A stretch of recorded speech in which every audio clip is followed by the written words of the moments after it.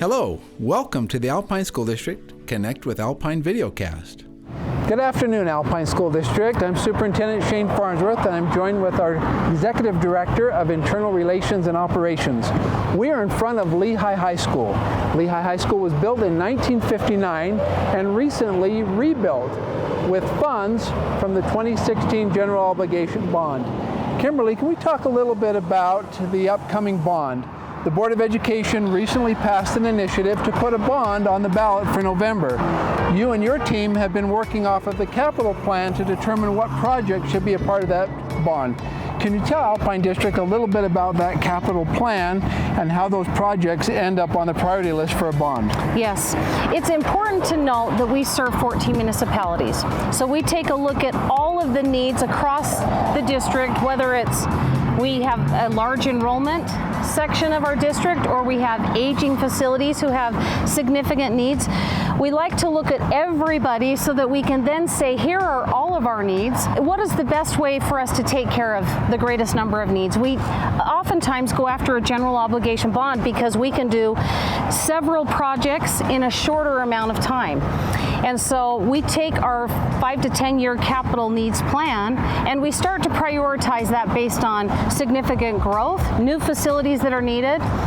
Also, property, what property is needed in order for us to build the new facilities. And in addition to that, we've got a large section of our district that has aging facilities. So we're trying to maintain and strike the right balance of growth needs as well as aging facility. So in summary for our patrons, we have an 8 to 10 year capital plan that covers all of our needs. Some of those are prioritized for a general obligation bond.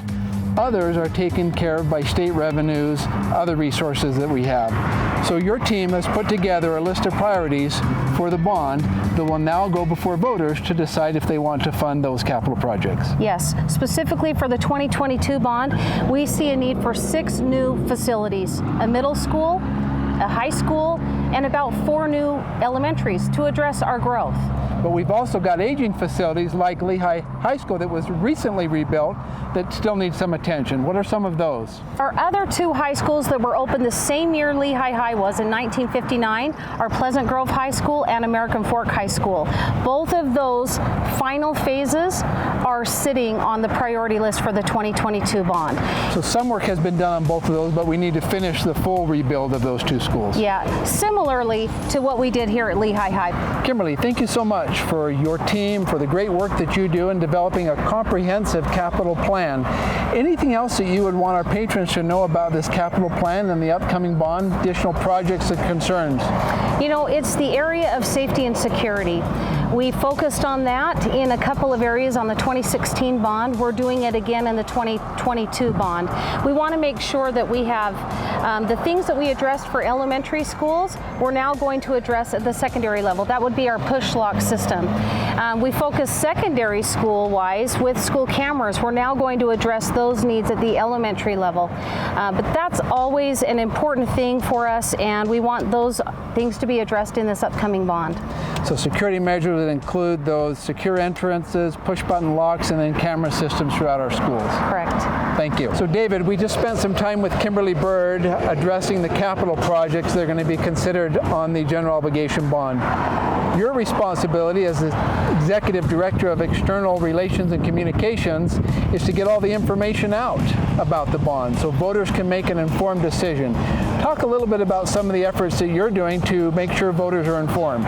Sure. Thank you, Superintendent. It's been a great opportunity over the last few weeks to go out with faculties, with school community council and PTA members throughout Alpine School District to share the information. We want to make sure that they understand the entire bond priority list and the projects that are part of that. We actually have created an infographic, and this infographic is available on our website.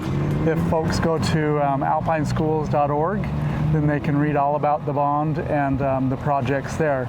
We're also going to be sending a voter information pamphlet, and so all of the residents within Alpine School District, if you'll watch for this in the mail, this will be coming, and it's an abbreviated version of the infographic here. So for more information, district website will give them more detailed and specific information about the projects and about the bond process and how it affects tax rates and everything else. And then a voter information pamphlet will be mailed out with more detailed information. Correct. We just want to make sure that everyone, when they go to vote, that they have the information they need to make the choice that they want to make. Thank you for your great work. As David mentioned, we encourage all of our patrons to be active in the political process to make sure that you get the information you need to make an informed decision. Thank you for joining us today on another Connect with Alpine videocast. We appreciate your support and engagement with your neighborhood school.